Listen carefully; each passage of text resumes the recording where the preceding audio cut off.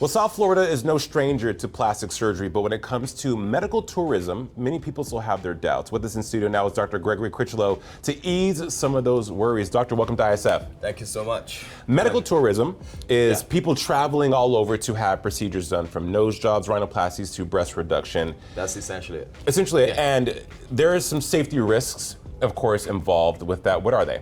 Sure. So it's really important to understand that the safety risks associated with medical tourism are the safety risks associated with any procedure, okay? So the important thing is to ensure that you gain the confidence of the potential clientele, right? So how do you do that? You Right? ask Yeah. questions, you Exactly. date the surgeon. That's exactly correct. But what are people looking for? All right, so they want a good result, they want a good outcome. Right. Right? They want to know that they can be safe, they can be taken care of. They want to know that their doctors are trained. They want to know that there's limited crime in the area. You want a very safe location where people can go. And so it's really important that that when you're choosing as a patient, you're choosing where you want to go for medical tourism. You have so many considerations. It's really important to do your research. Plastic surgery is not a negative thing. It actually can change people's lives. In right? very good ways. In very good ways, Yeah. myriad different ways. And there's also benefits of medical tourism, yeah? Yeah.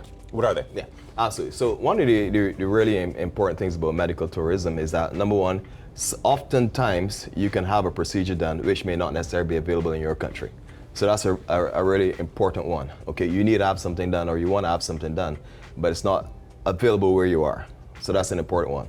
Another important one is that you may be able to have this procedure done quicker, even if it's available where you are.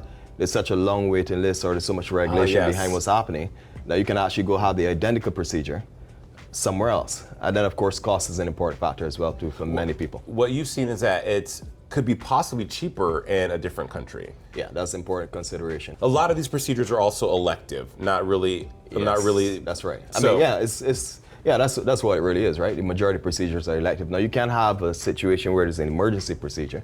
Let's say something happens to somebody where their country are and they need to be airlifted somewhere else. But the vast majority of what we're talking about right here is elective procedures. Do you think more and more people are going to take this approach? Yeah, absolutely. But why? That's the question. But So, I mean, essentially, the playing field is quite level, and people recognize that you can have a doctor who's just as trained, just as qualified, or even sometimes you have doctors who are board certified here in the U.S. who actually work outside the U.S. as well too. So you can have the same standard of delivery of care. So as long as people can begin to see that, and then the other thing is that the internet, like social media, particularly in aesthetic surgery, you can see people's results right in front real of you, time. right? Yeah. So then it then becomes just a matter of choice of the patient. Yeah. Doc, thank you so much. And that's all for today on ISF. Until next time, I'm Jason Carter. Enjoy the rest of your day and go out and get yourself. Thanks a lot, Peace of Jason. paradise. Hey, thank you, Doc. Yeah. Bye, guys.